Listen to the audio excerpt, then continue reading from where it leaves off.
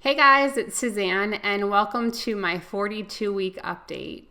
So yesterday was Halloween and I hope you guys had a great time. I took my daughter out trick-or-treating with my husband and we had a really great time. It was my very first Halloween being sugar-free and low-carb, and I wasn't even tempted. I have a huge bucket of candy on my countertop right now that my daughter got. And I really don't want it at all, which is a really awesome accomplishment considering the past couple years I probably would have eaten the majority of her candy by now. For me, Halloween has always been kind of a sad holiday or event. And it was mostly just because every Halloween, everyone always wants to get dressed up and there's all different kinds of parties and things like that. And you guys know as well as I do, a lot of them are very skimpy and revealing and tight. And I honestly just never felt like I ever fit in. I usually couldn't find a costume that would fit me, and the ones that I would make I just didn't really feel like they were like as good as other people's, and I always just kind of stuck out.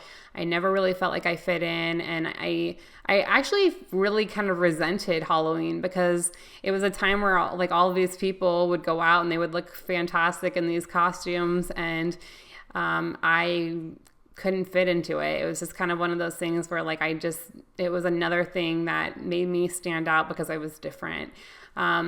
So I didn't dress up this year, and I think part of that was just because I do have a lot of feelings of Halloween being kind of not for me. But I promised one of my friends that next year I am going to dress up and I'm going to get involved, and it doesn't have to be a skimpy outfit, but Halloween is supposed to be about just having fun and going out and being with your friends, and it doesn't have to be about candy or tight outfits or anything. It's just about living life and enjoying and having fun. So I am going to try to get more involved and kind of loosen up a little bit, but I definitely had a lot of really negative feelings with Halloween because in the past I definitely did feel very left out. So let's go ahead and get to this week's weigh-in.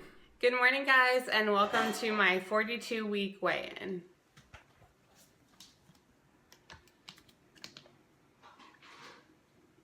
$199.4. So that's a loss of 0.2 pounds for the week and a 42-week loss of 89.6 pounds. So this month I have set up some monthly goals for myself, which you can find on my Instagram, which I will have linked below. I highly recommend for you guys to set up monthly goals for yourself because it's a really awesome way to keep pushing yourself, to take on new things that maybe you need to work on and just kind of adjust some things every month. I have adjusted my macros a little bit. When I first started, I had no idea what I was doing, and I kind of had my deficit set up a little bit higher, and I think I need to be getting more fats in. So I've upped my calories about 150 to 200 calories a day, and it's all mostly fat. I'm leaving my protein still moderate, and it's working out really well. I have decided to give up nuts and nut butters this month, and I'll continue to see how that goes. But I definitely think that might be slowing me down a little bit because I have become way too dependent on a spoonful of peanut butter or two a night. So I am kicking that to the curb as part of my November changes.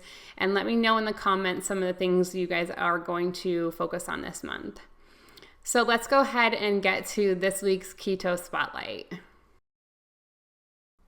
This week's Keto Spotlight is on my husband, Mick, and I have been meaning to share his story with you guys for a while, but today is a day. So here are his stats.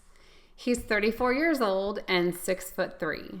He started the ketogenic diet April 2015 at 360 pounds.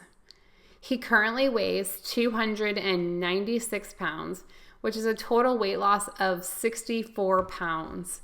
So thumbs up to Mick for losing 64 pounds and counting. I am so proud of his progress, and I can't even tell you guys how many changes I've seen in him since starting this.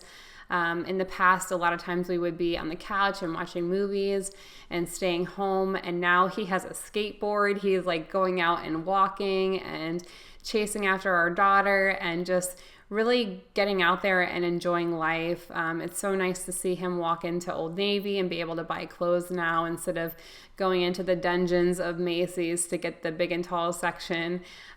He always jokes around about how when the plus size sections are always in like the bottom floor or like in the weird furniture section, like it's like, really, thanks for making me feel even worse about having to shop in the plus size section. So it's just been really awesome to see all the changes that he's made, and I'm so proud of him. So I asked him what his favorite foods are on keto, and his favorites are twice baked cauliflower casserole, egg and chorizo scramble, and keto chili. And I will have Mick's Instagram linked below if you want to follow his journey. He is starting to post a lot more, and I am going to have him eventually be on this channel and doing some videos because I think it's really important to get the guy's perspective out there. There are not a lot of males really being too social about this. And I think that there's a lot of guys definitely doing low carb, but women in general are usually more social and more like, hey, here's my story, let me share it with you. And I think that he has a really awesome story to share because he has lost a pretty good amount of weight in the past and ended up regaining it because it just wasn't a livable lifestyle. And I'll let him share that with you guys when he does his own vlog soon. So I asked him what his advice would be to someone who is new or starting keto, and he said, consistency is key. If nothing else, work on being consistent in what you eat every day. Prioritize your body and your lifestyle. Being healthy is always more important than the short rush of a cheat meal. Love yourself. We can always find flaws and focus on how far we have to go, but always acknowledge what you have accomplished and realize how strong you really are. You have the power to shape yourself and your situations.